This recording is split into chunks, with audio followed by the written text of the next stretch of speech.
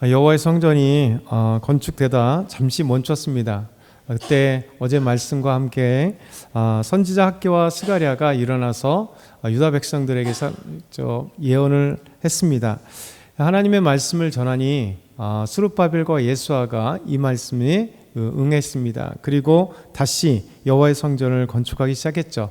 이제 두 번째 방해자들이 등장하는데 강 건너 메소포타미아 강 건너 총독들이었던 다뜨네와 스달보스네 그리고 그 동관들이 함께 찾아와서 이 유다 사람들에게 묻습니다. 특별히 이 장로들에게 지도자들에게 묻는 거죠. 너희들이 왜 이 성전을 건축하려 하느냐라고 묻는 겁니다.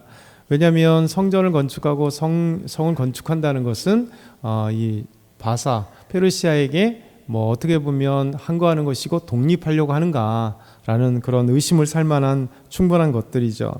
그러면서 이렇게 물어볼 때 그리고 나서 이제 고레스 왕에게 그들은 이제 고소하면서 조서를 보냅니다. 그때 그 내용이 7절부터 9절 어제 말씀들이었었는데요. 총독들은 이제 유다가 성전 공사를 시작했고 공사가 형통하였기 때문에 장로들에게 누가 이 성전을 또 건축하고 성곽을 마치려 했느냐라고 물어봤다라는 것이 어제 말씀이고, 이제 그렇게 물어봤을 때 이제 유대 지도자들이 성전 건축을 하게 된 계기, 그 이야기가 오늘 조서에 이제 그 물어본 내용들에 대한 답입니다. 그 중요한 내용들을 하고 있는 거죠. 그러면서 이 말씀은 뭐냐면 역사에 대한 이야기입니다. 과거 역사에 성전이 어떻게 지어지게 됐고 성전이 어떻게 파괴되었고 다시 성전이 어떻게 건축하라 명하셨는지에 대한 이 역사를 분명하게 얘기하는 것 같아요. 역사란 역사인식이 되게 중요하잖아요. 요즘 우리 사회처럼 이 몇 년 동안 역사가 이제 흔들리는 적은 없었습니다.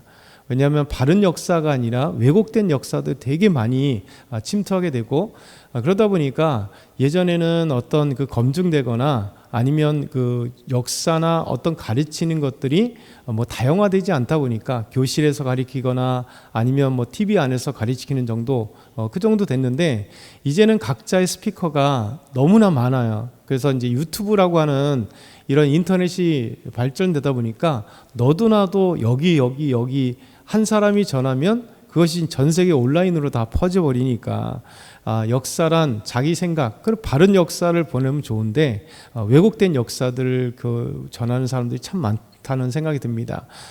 그럼 막을 길도 없죠. 개인 유튜브를 하다 보니까 법적으로도 막을 길도 없는데, 중요한 건 뭐냐, 역사인식이 중요하다. 그러니까 유대인들은요 지금 이 역사인식을 바로 하고 있습니다. 왜 우리가 이 땅에 왔고 성전이 건축되게 됐는지에 대한 과거 역사를 분명하게 하고 있는 거예요. 그래서 오늘 말씀 보면 첫 번째, 여호와의 성전은 이스라엘 큰 왕이 건축해 완성했다라고 말씀하고 있습니다. 우리 11절 한번 다시 읽겠습니다. 그들이 우리에게 대답하여 이기를 우리는 천지의 하나님의 종이라. 예전에 건축되었던 성전을 우리가 다시 건축하노라. 이는 본래 이스라엘의 큰 왕이 건축하여 완공한 것이었으나.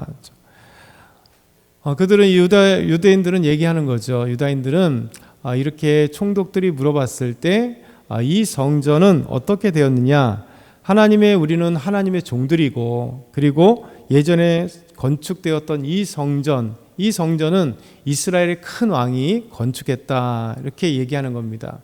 솔로몬이 건축했다는 얘기겠죠. 그러면서 어쨌든 간에 이 성전이 원래 이스라엘의 큰 왕이 있었을 때, 그리고 나라가 있었을 때 건축되었다. 그런데 그 건축이 왜 없어졌는가, 성전이 왜 없어졌는가, 두 번째 말씀하고 있어요. 그래서 조상들이 하나님을 노엽게 하여 곧 죄로 인해 바벨론 느부갓네살 왕에 의해서 성전이 파괴되고 우리는 포로되었다, 이 말을 하고 있습니다. 12절 같이 읽겠습니다.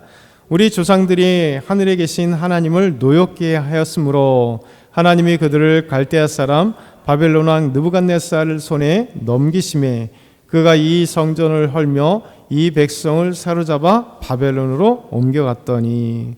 아멘. 분명한 역사 인식이잖아요. 짧지만 정확한. 성전은 이스라엘의 큰 왕이 건축했습니다. 그리고 두 번째, 우리는 이 성전이 바벨론 왕에 의해서 느부갓네살을 파괴됐고 우리 포로가 됐는데, 중요한 건 그 앞에 있는 거죠. 하늘에 계신 하나님을 노엽게 하였다. 그렇죠? 이것이 성전 파괴의 원인이었잖아요. 이스라엘은 우상 숭배로 말미암아, 죄악으로 말미암아 하나님을 노엽게 함으로, 하나님께 범죄함으로 이 여호와의 성전이 파괴됐는데, 그 느부갓네살 왕에 의해서 파괴되었고, 그리고 우리는 포로가 되었었다, 이렇게 얘기를 한 겁니다. 그래서 세 번째는, 그럼에도 불구하고 고레스 왕이 조서를 내서 하나님의 성전을 건축하라고 명했고, 바벨론 왕 느부갓네살이 가져왔던 이 성전 그릇들을 우리에게 주었다, 이렇게 얘기를 하고 있습니다. 13절부터 15절 보면, 바벨론 왕 고레스 원년에 고레스 왕이 조서를 내려 하나님의 이 성전을 다시 건축하게 하고, 또 느부갓네살이 예루살렘 하나님의 성전 안에서 금, 은 그릇을 옮겨다가 바벨론 신당에 두었던 것을 고레스 왕이 그 신당에서 꺼내어 그가 세운 총독 세스바살이라 부르는 자에게 내주고 일러 말하되, 너는 이 그릇들을 가지고 와서 예루살렘 성전에 두고 하나님의 전을 제자리에 건축하라 하였다, 라고 얘기하는 거예요. 분명한 역사 인식이잖아요. 이들은 이미 또 1차 성전이 이렇게 건축되는 것을 막혔을 때, 고레스가 명령하고 난 뒤에 지금은 이제 다리오 왕에게 조서를 보내는 거니까 상당한 시간이 걸렸습니다. 왜냐하면 고레스 왕이 30년을 통치했다 그랬잖아요. 그 이후에 세스바살이 7년을 있었고, 그리고 5개월 동안, 6개월 동안 또 그 아들이 있었고, 그러니까 적어도 37년, 38년 이 시간이 또 지나고 나서 여호와의 성전이 건축되려고 하니까, 그것도 더군다나 이렇게 긴 시간에 건축되려고 하니까 그들은 이제 역사 인식이 분명히 해야 되겠죠. 그러면서 우리가 고레스 왕에 의해서, 조서에 의해서 이 성전이 다시 건축하려고 했었고, 우리는 지금 그 고레스 왕의 명령에 따라서 이 건축을 하려고 합니다, 이렇게 얘기를 하는 거죠. 그러면서 마지막으로 네 번째, 이 세스바살이 성전 건축을 놓았으나 건축을 마치지 못했는데 왕의 보물 정각에 조사하면 이 고레스 왕이 명령하신 조서가 있을 겁니다, 이렇게 얘기를 하는 거죠.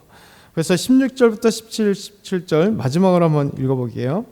이에 이 세스바살이 이르러 예루살렘 하나님의 성전 지대를 놓았고, 그때로부터 지금까지 건축하여 오나 아직도 마치지 못하였다 하였사오니, 이제 왕께서 좋게 여기시거든 바벨론에서 왕의 보물 정각에서 조사하사 과연 고레스 왕이 조서를 내려 하나님의 이 성전을 예루살렘에 다시 건축하라 하셨는지 보시고, 왕이 이 일에 대하여 왕의 깊으신 뜻대로 우리에게 보이옵소서 하였더라. 아멘.